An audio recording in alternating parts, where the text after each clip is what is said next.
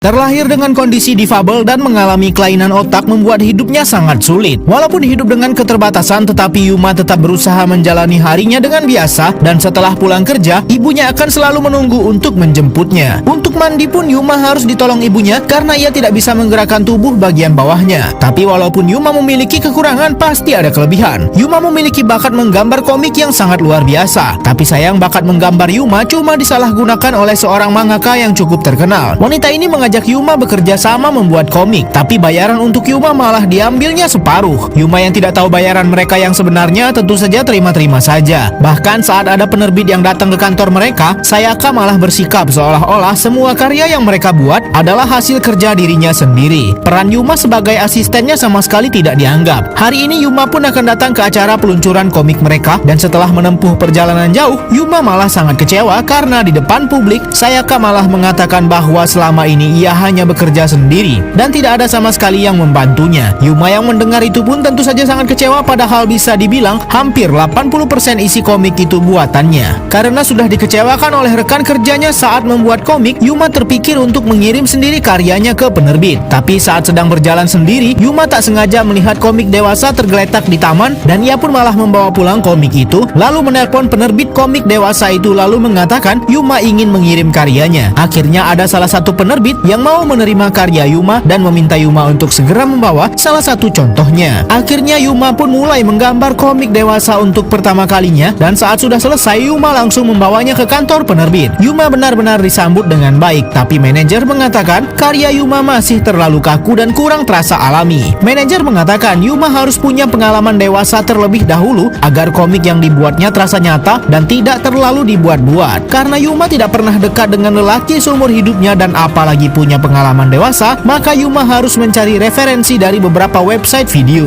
Karena sudah berusia 20 tahun, Yuma pun mulai penasaran dengan hal sensitif ini, sampai akhirnya ia mendaftar sebuah acara kencan buta tanpa sepengetahuan orang tuanya. Namun setelah bertemu dengan 3 lelaki, tidak ada satupun yang mau menerima atau melanjutkan hubungan dengan Yuma. Karena tidak ada yang mau dengannya walaupun sudah mengikuti acara kencan buta, Yuma pun berjalan seorang diri ke arah kawasan merah di kotanya, dan karena sangat penasaran, Yuma pun mulai masuk lebih jauh dan melihat hal yang tak pernah ia bayangkan sebelumnya. Akhirnya Yuma pun bertanya ke salah satu penjaga dan minta dicarikan pria untuk berkencan. Tentu saja karena Yuma rela membayar asalkan ada laki-laki yang mau bersamanya malam ini. Akhirnya Yuma mendapat apa yang dia cari. Yuma diminta menunggu di kamar dan seorang pemuda pun datang. Tapi tentu saja pertemuan ini berakhir dengan kegagalan karena Yuma tidak pernah melakukan hal seperti ini sebelumnya dan membuat pemuda ini ilfil. Kesialan terus berlanjut saat Yuma akan keluar dari hotel ini. Liftnya malah rusak dan ia